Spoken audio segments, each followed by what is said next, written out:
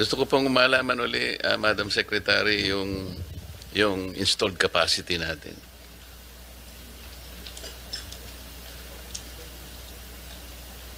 Mr. Chair, can Yes, Yusek ma'am. Guevara answer? She's the supervising undersecretary for power.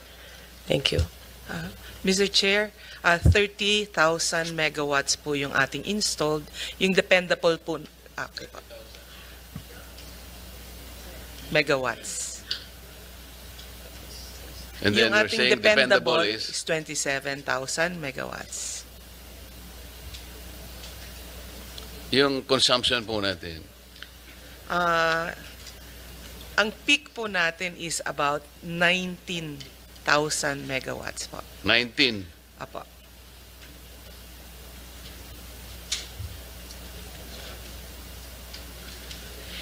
So, Mr. Chair, kung ang dependable natin is 27,000 megawatts, ang consumption lang naman natin is 19. Kasi sobra-sobra ang ating capacity, di ba? Mr. Chair, palagi po tayong, hindi po natin pwedeng tawaging sobra-sobra kasi po nakikita namin yung... Hindi, mathematically, sobra-sobra talaga. opo. Okay. Yes. So, anong problema? Ang problema po natin, ang ating mga planta, pagka they go on So, forced they are not outage. dependable. Kasi sinasabi mo, dependable. Something that you can depend on. Yes. Tapos sasabihin mo sa akin, may problema yung mga planta natin.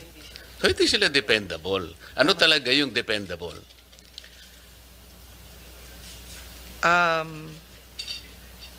Terminology po kasi You should dependable. know. Opo. Pero kunyari po sa ating, the way that we look at it, Hindi, wag kunyari. if you look at the outage Real rates, tayo eh. Oo. opo, yung pong ating 19 gigawatts na need, nasusupplyan po yan ng ating mga supply, Hindi, ng mga teka muna. generators. Nasaan yung hindi dependable? Yun ang, kasi yun ang problema eh. So we should at least produce 19 gigawatts, di ba? Kasi yun ang demand eh. Yes. I mean, logically. Logically, pero, Nasaan ang problema? Kasi yung 27 na ito, yes. napakalaki. Meron tayong sobrang 8,000 megawatts. So itong problematic na ito, ano ba ginagawa natin? Ba't di natin ma-address? Palagi na problema si Sharon Garin. Opo. Ang mga planta po kasi hindi located in one location. Pati po yung mga consumers natin hindi in one Hindi, location. alam na natin lahat Opo. yun naman. Hindi naman pwedeng ilagay mo lang sa isang lugar Yes. yun. Alam na natin yun. Ang sabi ng chairman natin ng energy, kailangan major overhaul ito. Hindi yung usap na lang tayo ng usap. Tayo rin nagkikita-kita every year. Pero hindi natin nahihit yung problema eh. So meron tayong, essentially, meron tayong 8,000 megawatts na sobra. They appear to be sobra talaga. Ganda sana ang advantage natin. Pero bakit hindi, yun ang striking natin. Anong problema nung dependable sana eh. If we do something about it, baka maging dependable. Let's say half of it, hindi na yung 27. hindi na yung 8,000, maski na yung 4,000 na lang. May sobra ka pa rin. What do we do? Mr. Chair, tama po kayo, Mr. Chair. Yung 8,000 na dependable, ang iba dyan hindi talaga dependable kasi nasisira palagi yung iba. Hindi Now, talaga dependable. hindi Because dependable. hanggang ngayon, we are struggling. Yes. Lahat po ng presentations na narinig ko this morning, they're about our struggle. Yes, sir. Our continuing struggle to ensure quality, reliable.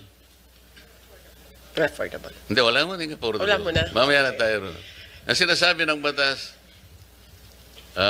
quality, reliable, meron pang isang word eh.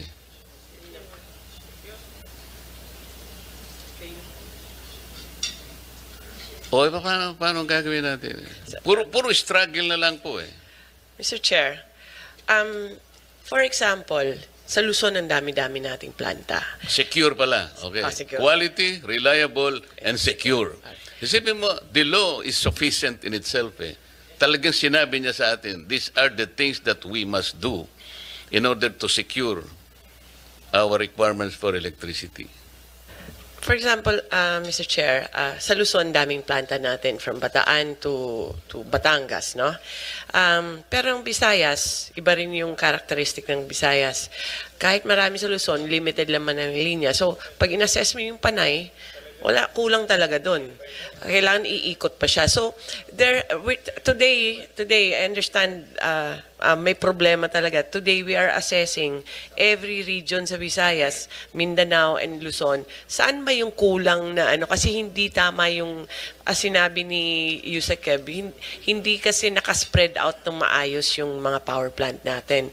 So, now, pinapa-review ko ulit ang energy plan para tignan saan ba yung mga regions na kailangan may base load pa tayo or saan kulang yung mga transmission natin. Those are things na kaya kahit mathematics siya na tama naman, sobra-sobra tayo, pero actually yung design may kulang pa talaga, Mr. Chair. So we're working on that. Mga 2 buwan na namin ina-assess, nagra-run kami ng mga simulations, and we'll have it ready hopefully by the end of the year, Mr. Chair. Kasi, Mr. Chair, talagang napakahirap intindihin. 27,000 megawatts. It's only a matter of maximizing this because this is dependable. Yung 19,000 megawatts naman, this is the peak load eh. Hindi na, sa buong panahon, sa buong araw na, hindi naman peak 19 eh, di ba? Ano yung base load? O, 12,000 lang. Imagine mo 12,000 lang, Mr. Chair. You have a dependable capacity of 27,000 megawatts. Hindi tayo dapat namang problema eh. Miski pa paano mo kwentahin ito, madam? Notwithstanding the fact they're all located, siyempre naman kasi island tayo eh. But what we need to solve this problem. Kasi sana kung ang pinag-uusapan, manipis na manipis yung ating difference between the supply and the demand. Hindi po eh. I don't think you can justify this. This is 27,000 megawatts. Dependable sana. So, issue lang, gawin nating dependable kahit na yung kahit na yung kalahati lang. And then yung 19,000 megawatts is only the peak. Yung baseload mo is only 12. So, maski pa paano mong kwentahin ito eh. Alam po ninyo, hindi ko makalimutan yung China eh. Yung Three Gorges Dam. Siguro this is, sabi ni ang chairman natin ng energy, we need to shake up. Bakit sila isang dam lang? Ang dami nating pwedeng gawing dam. We have how many islands, Madam Secretary, in this country? The Three Gorges Dam in China supplies more than 1/2 of the requirement of mainland China. Isa lang. That's about 25,000 megawatts. Reliable. Tayo, meron lang tayo isang ganun. Hindi na tayo siguro mag-hearing every year. Ito yung dapat natin. Kasi, okay, meron tayong requirement sa renewable. Kahit ano pong gawin natin sa renewable, hindi po siya magiging kasangkapan para sa baseload. Renewable energy, hindi siya pwedeng dependable facility for baseload. Very, very fleeting po yan. Wind, solar, maganda lang po yan sa salita. Di ba? Yun po yung ating pinipilit na, gawin din natin po yan because of our issue on environment. Pero yung baseload po natin, teka muna, ano po yung energy mix natin dito, Madam Secretary? Dito po sa 27,000 dependable capacity, ilan ang coal? 43.7% po. 11,800 megawatts. Ilang percent, ma'am? 43.7%. 43%. Diesel. Ang Diesel, oil-based po is Oil. 2,880, Oh, 2,684 megawatts, 9%, 9.9. 10% sabihin na Apo. natin. Ano pa po yung ibang fuel natin? Natural gas, 15.2%. Saka renewable, 31.2%. 15% ang natural gas po. Renewable. 31.2%. So that makes up 100% already. Yes. So talagang hindi po tayo makakaalis talaga sa coal sa ngayon kahit ano pong gawin natin. For now, di po. Kahit na sabihin natin ito ang pinakamaruming fuel natin, ang sa ngayon, dito pa rin tayo. Ano po? Opo. Unless yung natural gas natin, pagbaligtarin natin siya ay maging 43, Masyadong mahal po. meron naman tayo rito, kaya lang hindi natin malaman kung makakakuha pa tayo, hindi na. Talagang wala na tayong sources ng natural gas, madam. May bago pong mga wells. Mr. Chair, we have contracts pa mga bago ngayon eh. Pero siguro mga 5-7 years pa yan at pwede siyang mag-produce for us. Medyo late lang tayo Thank you po. Mr. Chair, meron po tayong Interagency Energy Efficiency and Conservation Committee, IAEECC. Ito po ay na-create under Republic Act 11285. Tama po. Encouraging all government entities to install and utilize solar PV system or any equivalent renewable energy technology in their government-owned facilities. Bakit po ang title encouraging? Mr. Chair, if you allow Undersecretary Marasigan can Ikaw may kagagawa na naman ito, ha? Sige, tira. Thank you, Mr. Chair. Thank you, Honorable Marcoleta.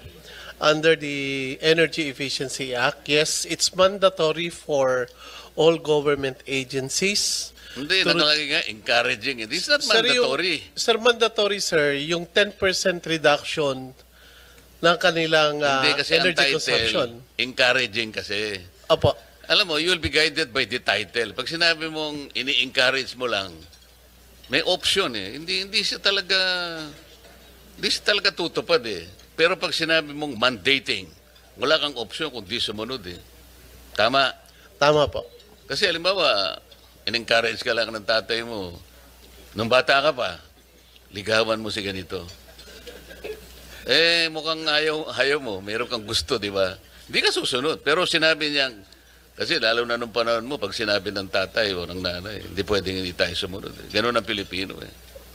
Pag sinabi mong mandating, nandun yung puwersa ng batas eh. Di ba? Tama po. So, kaya ganun po yung aking ina-emphasize, Mr. Chair. Ito, nakalagay, the solar PV system or equivalent RE technology to be installed must initially supply at least 20% of the agency's electricity requirement. O nangyayari na ba ito? Yes, Mr. Chair. Hindi, Honorable. nangyayari na ito. Meron na pong nag-i-install. O malayo yung sagot mo, pare. Sinasabi ko na nga sa iyo huwag yung encourage eh. Pag minandate mo, lahat sila, this is addressed to all agencies eh. Para sasagot mo, meron na po. Kaya hindi tayo nagkakaroon ng 20% ito eh. At least. Ngayon, kung magawa niya 25, 30, di lalong maganda. So itatanong ko nga kasi it has been more than 2 years, sir. Puro tayo resolution. So ilang ahensya na ang napakabit ng solar panel o katumbas na renewable?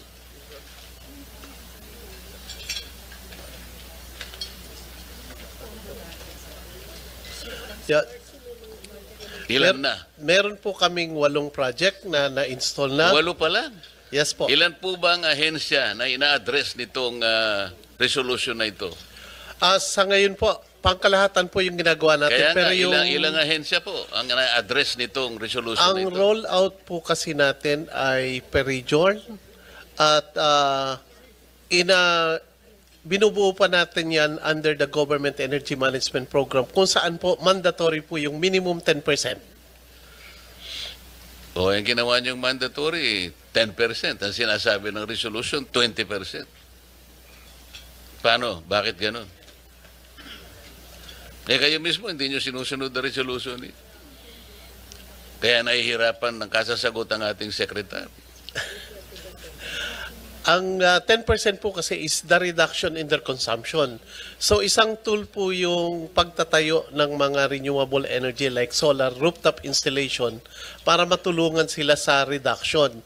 Pero hindi naman po ibig sabihin nun is hindi na sila mag-a-apply pati. So ilan po yung tinarget natin, more or less, agencies? Sa ngayon po talaga nasa rollout pa lang po kami at including the local governments naman po ang kasama na namin. Kaya nga, bigyan mo ballpark, ilan po ang agencies na tinatarget nitong resolution na ito? Mr. Chair, dapat yan lahat, no? Kaya nga, Pero, mga ilan? minimal pa lang ang nagawa. Kasi ang process yan, mag-audit kami, magmumowa, may audit sila, titignan namin yung mga pumbilya, tapos i-advise namin kung anong solar ilalagay. No? So, right now, we have agreements with DOH. I think, ongoing And some yung CHED, LGUs. TESDA, and then some LGUs dito sa Metro Manila with Valenzuela, Navotas, Makati. We're entering to agreements para ngayong year sana maumpisahan na siya full scale. But we cannot just say to all agencies, so i-reduce nyo kasi they need our technical assistance na rin para malaman nila anong aircon yung lalagay nila, anong bumbilya. So with the limited capacity that we have, it's small compared to the whole of government. Yeah, alam ko Mr. po Chair. yun, Madam Secretary. Kaya ko lang tinatanong if it is addressed to all agencies para lang malaman natin gaano tayo kabilis, gaano tayo ka-slow. Let's say, X number of agencies. Ngayon, ang sabi mo after 2 years, ilan yun? 6 o 8 pa lang nakapag-comply. So, you have, let's say, 1,000 agencies as the targeted universe. After 2 years, ay 6 lang ang nakakomply. So you have, baka 28 years ang abutin natin bago natin makover. Yan sinasabi ko, ganun tayo kabagal. Kaya hindi rin natin mafe-feel pagka ganun eh. Sayang naman yung initiative kung hindi naman pala magagawa ng ganun kabilis. So nasasayangan lang yung effort natin. Kaya ko po tinatanong, if this is the way to not only to economize but they produce their own electricity to help each other, sana nakikita natin ang sustainability, yung manageable sana. Hindi ganito po na ang nakikita natin, nakaka-discourage, imbes na nakaka-encourage po eh. Yung waste to energy, Madam Secretary, hindi naman po bago ito eh. Meron na tayong 9513, yung Renewable Energy Act of 2008. Ito may mandate na rito, Yusek Marasigan, hindi ba? Opo. Pero ang sabi ninyo, sa ngayon, 13 WTE projects pa lang. Tama ba ito? Mr. Chair, 13 nga kasi hindi viable yung ibang Kaya nga, 13, ano? Although your department greenlit the same as of 2022. So that was 3 years ago. Pero out of the 13, 6 lang ang operational. Yusek Marasigan. Kasalanan mo na naman ito. Bakit ba napaka gusto mo yung number na 6? Tingnan mo kanina, yung PB system, 6 lang ang ano. Ngayon, ito na naman, WT, 6 na naman ang nagko-comply. Mabuti pa ang NEA, alam mo, wala akong may tatanong sa kanila eh. Kasi ang NEA naman kasi, sa kaibahan ng iba, ito, huwag kayong magagalit. Si Mr. Almeda, kahit na busy-busy yan, kung minsan ite-text ka niya, Sir, kumusta ka? Meron ka bang mga issue na ganito, ganyan. Yung parang pinapaalalahanan ka eh. Pero si Yusek Marasigan, kahit minsan hindi ako tinext niya. Para nalalaman sana na nagkakausap man lang tayo. Akala mo ba napakalit ng problema ng bansa natin sa electricity? Eh, lalo naman ang ERC. Mamaya po, babalikan ko kayo. Commissioner Digal, kayo po ay isa sa mga alam kong siyang pinaka-cooperative sa ERC. Sinasabi ko na sa inyo. Very reliable, very consistent. Pagka tinext mo yan, hindi pwedeng in less than 2 minutes sasagutin ka niya. Hindi kagaya ni Coco Nograles. 2 araw bago ka sagutin. Ako, mabilis ako No, si chairman. Kaya naman sa tuwing naghihiring kami, kahit kaming 2 na lang, hindi ko iniiwanan ito. Mr. Ang Chair. dami kong gustong itanong, Mr. Chair, baka humaba lang ako, magalit ka sa akin eh. Mr. Chair. Yes, ma'am. Yung sa WTES, marami talagang nagiging hindi feasible. So right now, meron po kaming nakaset na i-auction na namin yung WTE, especially Metro Manila. Identifying yung mga problema, pero this is together with DNR, MMDA, DOE, and ERC. So hopefully maka-award kami by first quarter of next year. Okay. And Mr. Chair, dadako ako ngayon dun sa affordable. Kanina pinag-uusapan natin yung quality, reliable, and secure supply of electric power. Pero yung affordable, nandun din po yun. Section 2, paragraph B. Tama, President Nograles. So yung affordable, ito yung walang kamatayang issue, yung affordable na to. 24 years ago, we crafted a law. Ang pangalan ay IPIRA. Talagang nakalagay, affordable. Tapos pagka binasa mo pang pababayan, transparent and competitive. Mga ganun competitive price of electricity. Fair.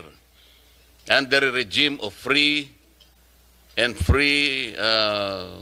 competition. In order to make our products globally competitive, nakalagay. Pero talaga pong hindi natin very, very elusive yung affordable. Kasi unang-una, tingnan po ninyo yung lifeline rate program natin, which is stipulated under Section 23 of EPIRA. Merong kasing ladderized yan Pero in case of Meralco, alam po ninyo yung 100% na free lang, 20 kilowatt hours. Kawawang-kawawa. Para malibre ka ng 100%, kailangan ang ginagamit mong kuryente hanggang 20 kilowatt hours ka lang. Para nagsindi ka lang ng 3 bumbilya maghapon, tapos tigilan mo na yan. Bakit po ganon, Madam ERC? Sa Meralco, ang consumption bracket discount niya po ay, let's say, 0 to 20 kilowatt hours, 100%.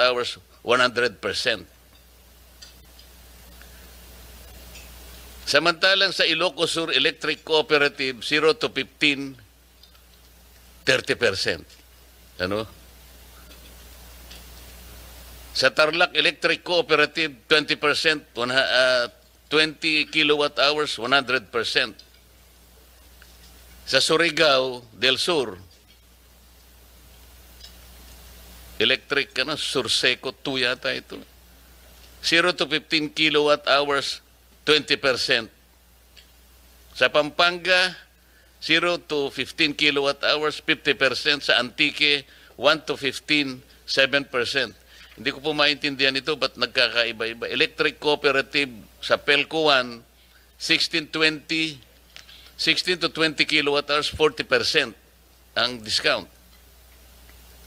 Yung Anteco, 16 to 20%, 5% ang discount. Bakit po ganito? Talaga pong hirap na hirap ako rin. Bakit hindi po at least uniform ang pagbibigay ng discount? Hindi ko po sinasabi na dito sa discount na ito ay talagang sapat na para maiangat natin doon sa affordable. Dito pa lang ho, naguguluhan na ako. Gusto kong pag-aralan, kaya lang, pasensya na po kayo, napakahirap intindihin ito. Bakit po nagkakaiba-iba? Mr. Chair, can I respond? Yes, sir.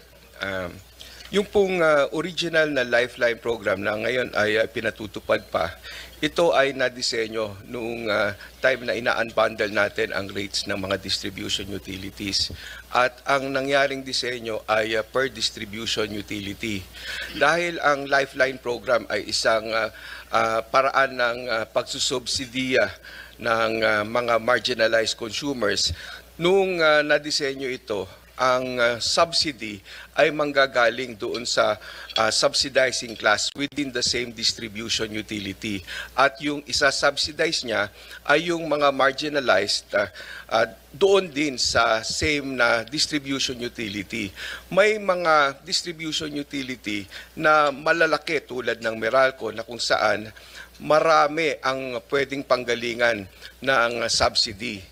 Kaya nung dinisenyo siya, ang isang pamantayan naman na ginawa ay dapat yung subsidy charge o yung Lifeline subsidy charge will not exceed 10 centavos. At nung dinisenyo, tiningnan kung magkano ang malilikom kung ito ang limit. Nakita na sa halagang 10 sentimo na i-charge mo dun sa subsidizing class ng Meralco customers, maaari ka pong makapag-extend ng discount up to 100 kilowatt hours na konsumo ng mga marginalized or yung low consuming. Pero dun sa iba tulad ng electric cooperatives na maliliit lang, predominantly maliliit lang din ang konsumo at yung subsidizing class ay maliit lang din, para ka makapag-extend doon sa marginalized customers na hindi naman mag-exceed sa 10 centavos yung Lifeline subsidy charge, kinailangan ibaba mo yung threshold. Kaya meron doon na ang kanilang diskwento ay kung meron lang silang konsumo na hindi lalampas ng 20 kilowatt hours. Naintindihan ko po yun, Mr. Chair. Ang hindi ko po makuhang mabuti ay yung pinag-uusapan natin na Lifeline rate. Lifeline kasi, ibig sabihin talaga pantulong eh. Bakit ang Tarlac Electric Cooperative sa Limbawa nakakapagbigay, nasusundan niya yung sa Meralco na yung 20 kilowatt hours, 100% na ililibre niya. Katulad ng Meralco, bakit lahat na ay walang nakagawa ng ganon? Isip-sipin po ninyo, yung Pampanga, mas malaki ito kaysa sa Tarlac.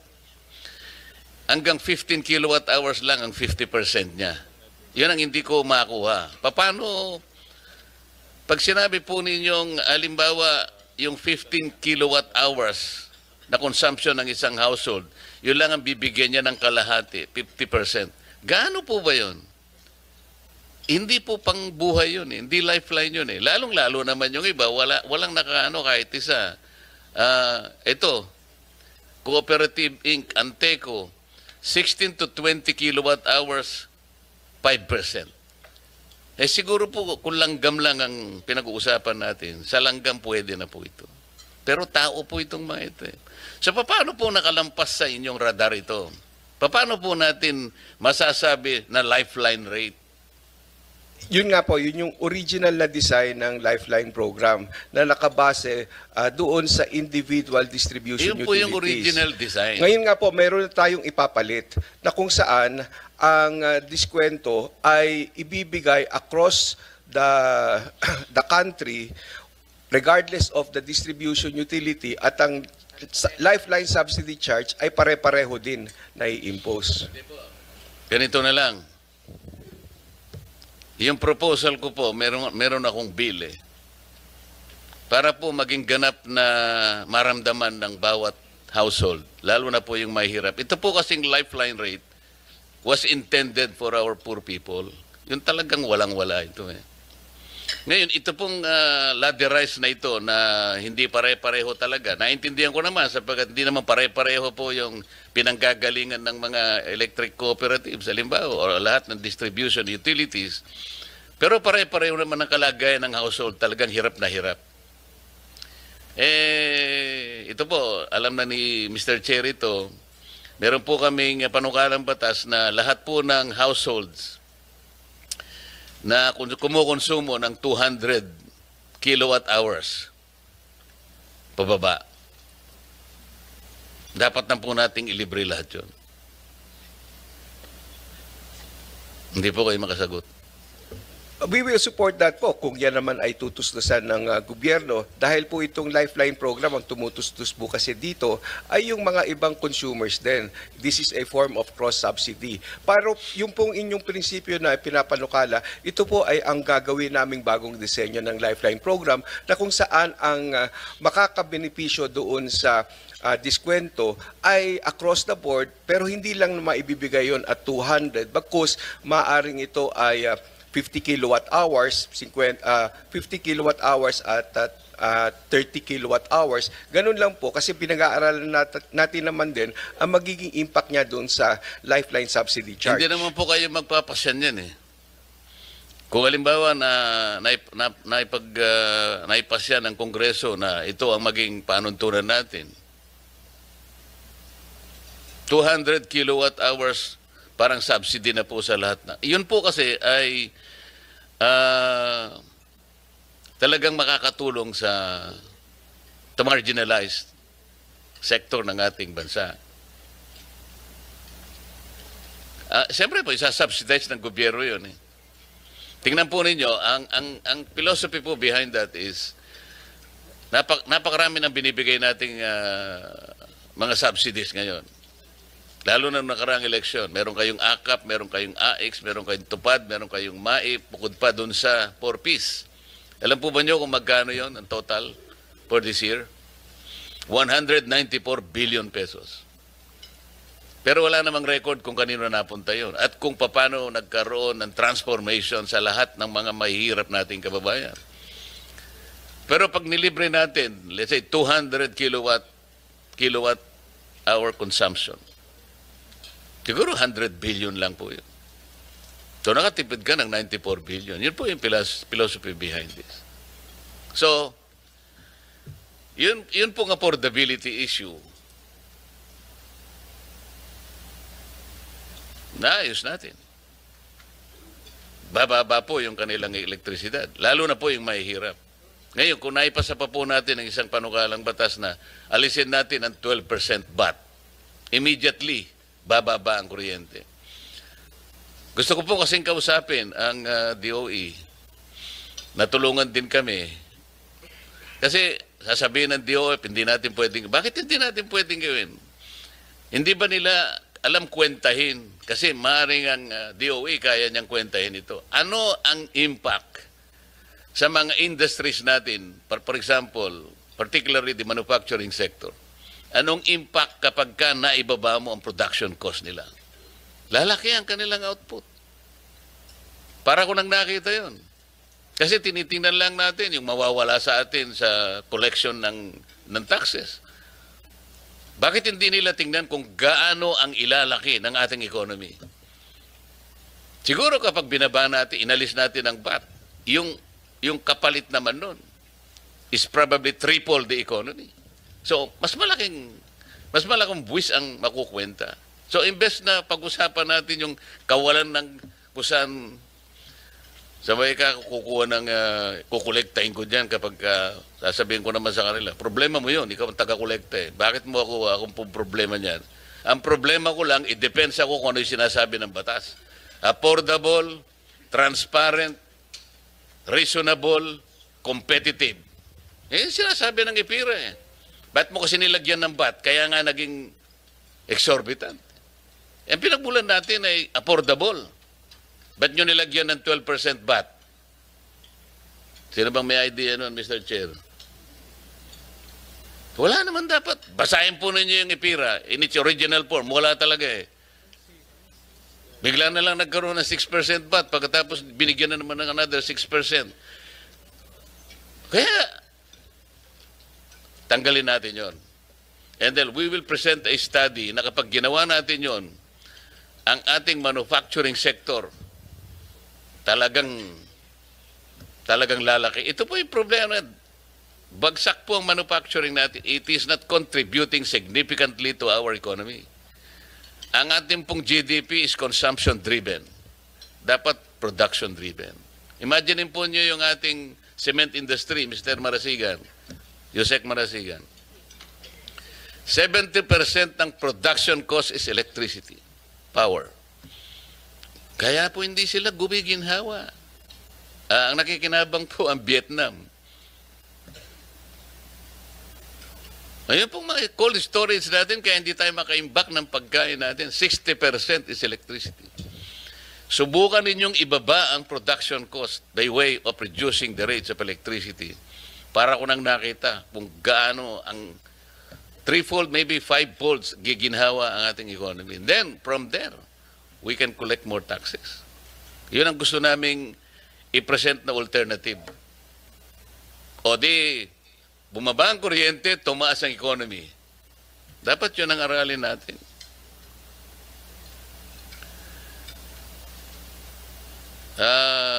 My friend, President Coco Nograles,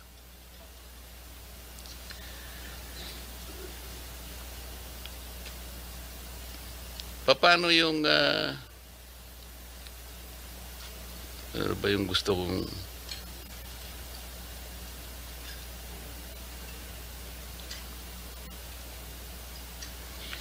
yung ating universal charge for missionary electricity. This is your jurisdiction. Paano natin binabayaran yung sa pagitan? This is the subsidy. No? Meron tayong ginagamit na generation companies. We call them new power providers, NPPs. We're talking of the off-grid communities, sir. Kaya lang, most of this, hindi nila nagagampanan yung kanilang contracted energy capacity. Karaniwan. So, paano nyo minamanage? Paano nababayaran to if they have not delivered their contracted energy with the distribution utility? Mr. Chair, thank you for your question. No? Magandang tanong yan. Unang-una, yung mga ina-apply po na mga UCMEs at binabayaran itong mga new power providers or qualified third parties, depends po dun sa approval din yan sa ERC. So yung nababayaran lang po natin doon ay yung mga karapat-dapat na mabayaran. So kung may shortfall sila, hindi sila mababayaran dun sa kanilang shortfall. Yun ang ginagawa po natin. Yes, we'll go to that. Pero in principle, how do you manage the subsidy payments to the NPPs? Pass-through po yun. So yung nakokolekta lang namin dun sa mga ECs, yung mga SAGAR.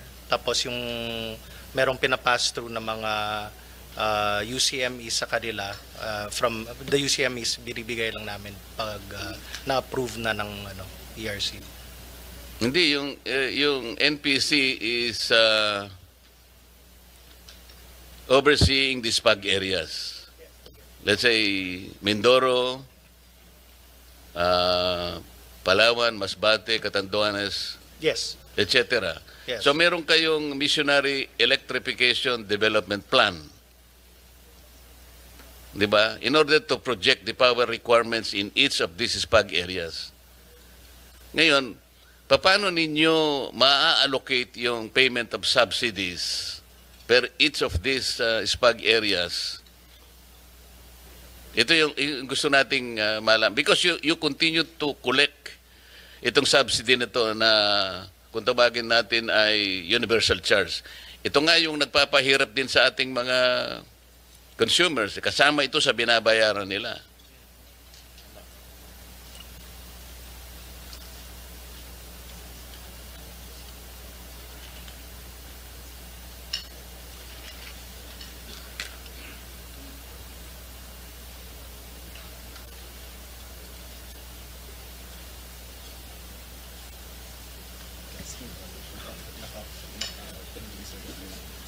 Yeah, so meron silang mga claims, Mr. Chair.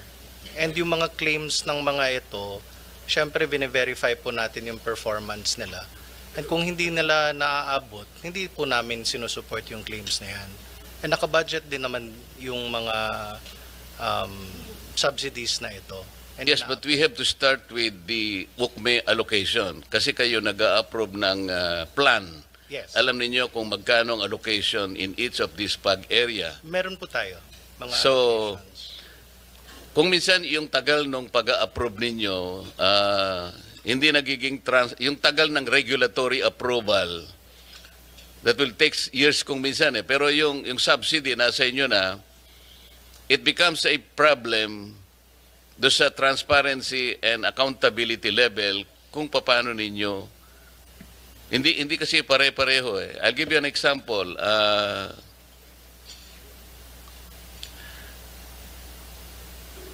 Yung, what do you call this? On October 2, a demand letter of Power One Corporation for payment request of about 140 million was coursed through your office. And I believe there was already a directive from the ERC to pay this 140 million Yes, pesos. Mr. Chair. 144 million. Dumaan Oh po yes, sa office something ko. to that effect. Yes, Mr. Chair. It's being How come processed. it's not being paid? It's being processed, Mr. Chair. Oh, Kasi kaka-decide lang ng ERC dyan, so there was a claim, Mr. Chair, and then the ERC, dumaan po yan sa table ko just this week, and then siguro mga 10 minutes lang sa table ko. Mas mabilis po kesa sa yung pag-reply ko ng mga messages. 10 minutes. Yes, sir. It's 2 hours, you'll be able to pay that. It has to go through a process, Mr. Chair. Oh, how long is the process? I think that's, so nag-okay na yung ERC, and then we're gonna go to PSAM, no? Yeah. Yeah, Yung letter magvo-vouchering- po ng ERC, magvo-vouchering Mr. pa Chair, yan. is September 18, 2025. Sabi niya, bayaran mo na siya. Tama, sir? Yes, Mr. Chair. Oh. So why is it? May mga So ilang internal, araw ang processing? may internal processes po kami. So pagdating sa amin, that's a few, Yeah, but I think the chairman would like to know how many days will it take? I think from now, probably we're going to pass it on to some, and then some will already release it. Siguro less than 30 days, Mr. Chair. Less than Mr. Chair. 30 days. 30 days daw? Less than. 10 days. Best efforts, Mr. Chair. Mr. Chair, PSAM, if you allow me, Mr. Because it goes through back and forth sa agencies, if PSAM can commit a certain number of days when this will be released once NPC submits. Mr. Chair, just for the information, it's actually allowed na 45 days yung processing time. So, best efforts pa. We're still within the 45 days, Mr. Chair. Pero best efforts po, mas mabilis. Kasi po, Mr. Chair, alam po natin na these power producers are using their own capital and their own money sa matagal na panahon. For example, I think I'm talking about Ormeco here in Mindoro. Ormeco, I don't know. Nakukumpuse ako sa dalawang power producers. Pera nila yung ginagamit nila eh. So, yung tagal po ng pagbabayad to reimburse them sometimes affect the efficiency and effectiveness of their system. Kaya napipilitan po silang ibaba nila yung requirement to produce the needed electricity. And ang nangyayari, ang naapektuhan yung mga mamamayan. And this defeats the very purpose of missionary electricity. Kaya yung processing po ninyo, hindi ko alam kung why would it entail 45 days or 30 days if there is already a directive from the ERC and if the money is there. I don't think you can delay it for 5 days or 3 days. Kasi kailangan po nila yung pera eh. Ang apektado dito, siyempre kung hirap na rin po, yung PC niya halimbawa, hindi naman ganun kahaba. Ito yung pinag-uusapan natin. We're talking of missionary electrification program here. And they are SPAG areas and they are your own responsibility. So, how do we justify 45 days, 30 days? Yun. Well noted, Mr. Chair. ERC, what is the reasonable period in this instance? It depends on their internal process, but of course, around the 15 days would seem already to be reasonable. I heard 5 days.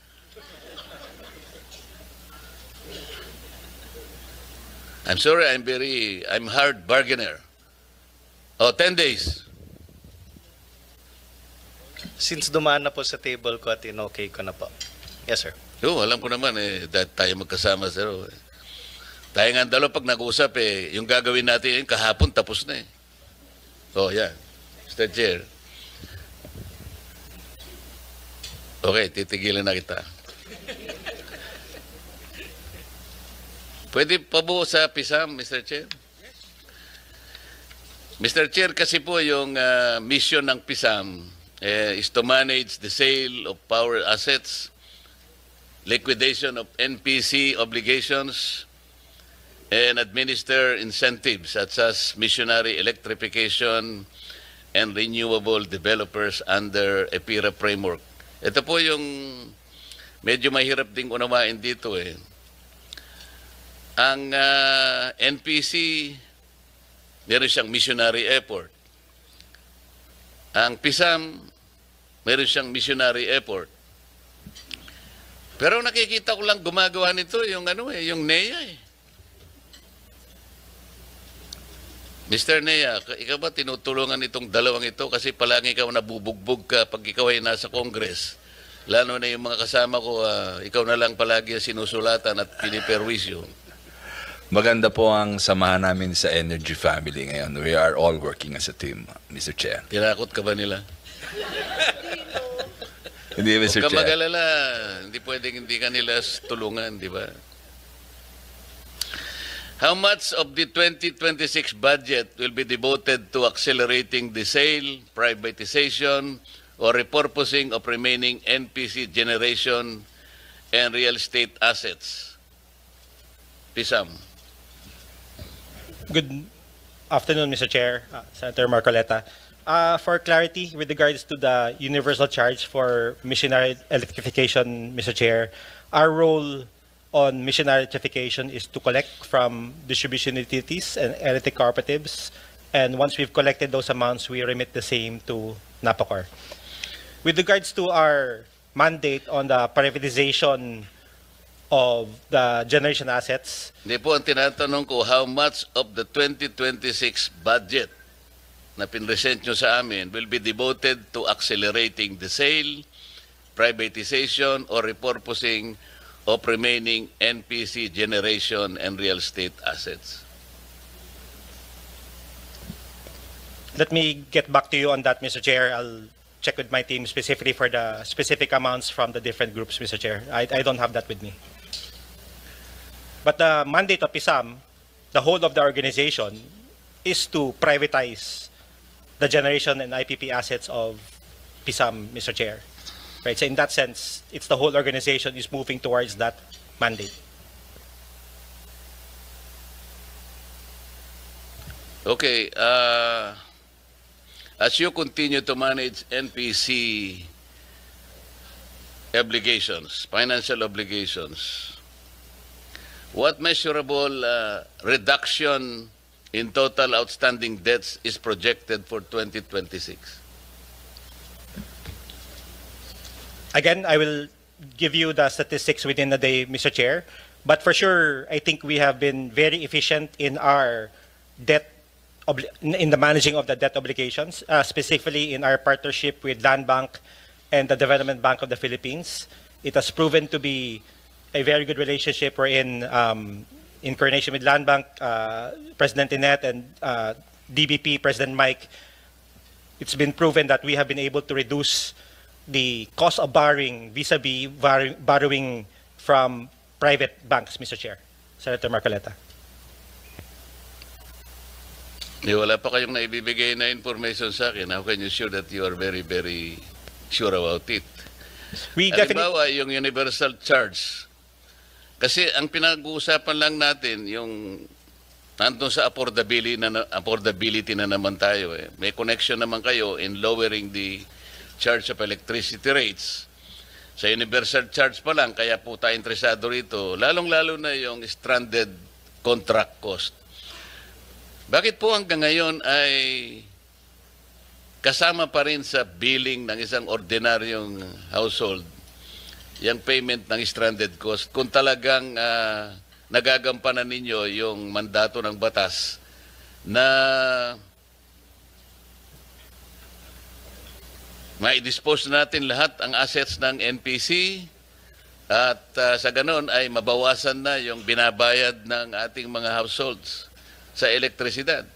Hanggang ngayon po ay yung stranded contract cost ay kasama pa rin sa billing. Universal charge nandun pa rin pero hanggang ngayon nandito pa rin tayo. Thank you, Mr. Chair. With regards to stranded contract cost, please recall, Mr. Chair, that there is the Mura Corriente Act. It prohibited the continued collection of the universal charge for stranded contract costs and stranded debt. So for the purpose, stranded contract cost in our bill is 0. However, we still have 4 centavos of universal charge for stranded debt, which is supposed to end the collection in 2027 po. Sigurado kayo, stranded cost wala na? Wala na po, 0 na po yun. And under the MKA law po, it was prohibited to the further collection ng stranded contract cost at saka stranded debt, Okay, except for yung, those that were previously approved by the ERC po. Bakit yung stranded cost ay pinipili, ay hanggang ngayon binabayaran pa natin? Wala na po. Wala na, hindi naman po niyo makita yan sa bill niyo po. Kung sa Meralco po kayo naka-residence, wala na po yan sa Meralco bill, yung stranded contract cost. Ano na lang ang nandoon? Stranded debt of about 4 Okay. centavos. Bakit po pati stranded debt ay binabayaran pa? Per the MKA law, Mr. Chair, Senator Marcoleta, the MKA law prohibited also the collection of stranded debt except for those that were already previously approved by the ERC. Therefore, the remaining stranded debt or the approved ERC for stranded debt is about 4 centavos and the end collection date for this particular item is in 2027, Mr. Chair. So, Senator Mr. Marcoleta. ERC is throwing the issue to you. Hindi po. It was a previously approved ERC decision long ago, Mr. Chair. We continue to collect that, and once it's fully collected, we project to end in 2027 po. Yung stranded debt, Opo. by 2027, wala nang babayaran. Yes, Mr. Chair, Senator Marcoleta. So that will be 2 years from now. Yes, Mr. Chair. Pero yung corporate life po ninyo ay hanggang kailan po kayo? Under EPIRA, Mr. Chair, the original corporate life of PISAM is supposed to end in June 2026. Paano natin masisiguro hanggang 2027 na sinasabi mo? Ang Ayun po. buhay mo So, hanggang next year. The corporate life was given an extension via RA 12179 for additional 10 years. The law was passed this year, extending the corporate life of PISAM to June of 2036.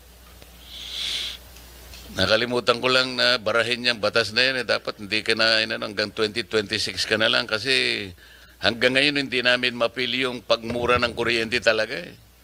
Isip-isipin ninyo, ilang years po ang buhay na binigay sa inyo, yung original? The original po was 25 years. Isip-isipin ninyo, 25 years. Ang tungkulin lamang nyo po, ibenta nyo lamang yung NPC assets eh. Di ba? Ang nangyari po kasi, imbes na ibenta ninyo ng bago. Kasi po, halimbawa, nagbebenta kayo ng sasakyan. Sir, Bago nyo ibenta yung sasakyan, pagagandahin nyo muna, di ba? Pipinturahan mo. Siguro, papalitan mo ng konti yung mga... Gusto mo, lalagyan mo ng burloloy para sa ganon, maging marketable. Tama po.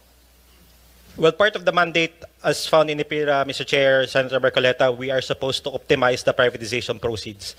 So whatever we need to do to make it, to optimize that proceeds, we'll do it, Mr. Chair, Senator Hindi po, Marcoleta. pagbebenta muna yung pinag-uusapan natin. So pagbenta mismo ng assets, Mr. Chair, given the limited funds of government, we did not necessarily first improve the asset before actual sale. The privatization plan that PISAM implements, Mr. Chair, is an as-is where is privatization plan. So wala Mr. kayong mandate na improve nyo man lang para sa ganon, pag binenta ninyo ay mas mataas ang, ang halaga? Well, Mr. Chair, Senator Marcoleta, part of the problem of government when IPIRA was passed was there was a lack of fiscal space.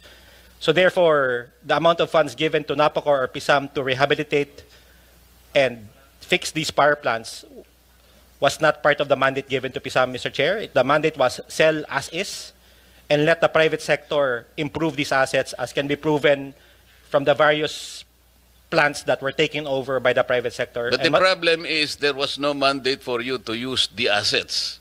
Ibenta lang dapat eh. Well, except for Agus and Pulangi, Mr. Chair, there's a particular provision in LEPIRA that Agus and Pulangi should be retained by government for that from 10 years from IPIRA, and only privatization can be considered after that 10-year period. There were other facilities aside from Agus Pulangi na ginamit din ninyo bago ninyo binenta. So, yung bibili, kumbaga sa sasakyan, ginawa mo munang taxi, nung karag-karag na, tsaka mo binenta.